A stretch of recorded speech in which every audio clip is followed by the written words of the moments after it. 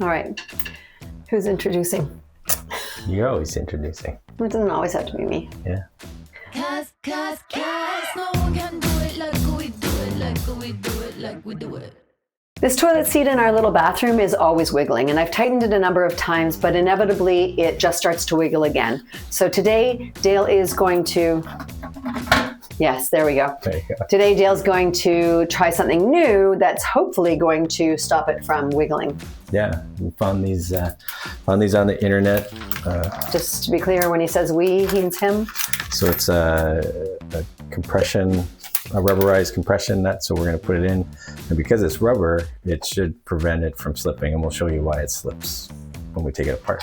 Right? Okay, and Tank, our dog, is here to help. Yes. So let's see a close-up of these.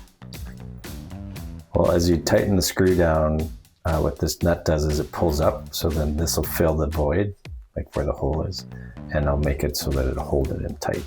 First thing is we flip these little covers up. So this one has attached covers. Sometimes they just come off, but if they don't open that easy, you can just use a screwdriver or a butter knife or something, just flip it up. Now these are Phillips head screws, and I brought two in for you to see. So this is a number 3 Phillips. See how much bigger it is? This is a number 2, and most people have this screwdriver, a number 2. Now the problem is when you're using it, is it strips these nylon bolts out. So the bigger, the number 3 is the one you want. Interestingly, the Phillips screwdriver wasn't invented by somebody named Phillips. He bought it in 1930, bought the patent, and then named it after himself. So there's just a nut underneath here.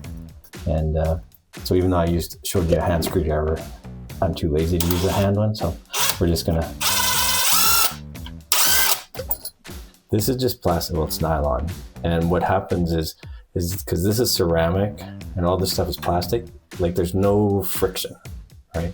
It takes very little for the toilet seat bolt to come loose for this to start sliding, because all it is a bunch of plastic on plastic.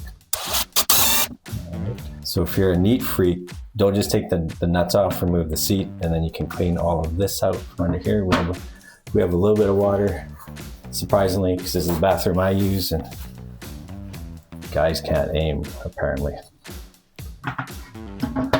Now, when you're putting these in, and you can see how big those holes are, all we do is we take this and we push it into this hole. If we put a little bit of soap on it, it would slide into the hole way easier. Like liquid soap? Yeah. There you go. But that's it.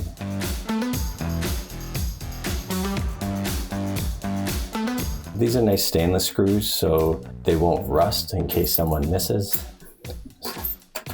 Drop them both in there. So I'm not going to tighten it up, I just snugged them.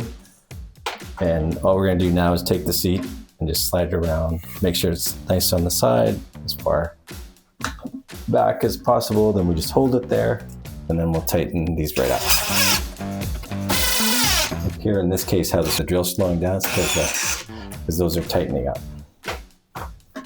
So she's not going anywhere now.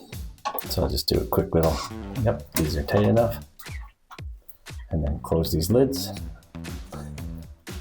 So this poopy job is done, and hopefully you'll never have to do it again, but if you do, you will know how to do it. Seems pretty easy. Well, it's one of the very few projects I've done that hasn't taken 15 times as long as I tell you it's going to take. So it was a good one.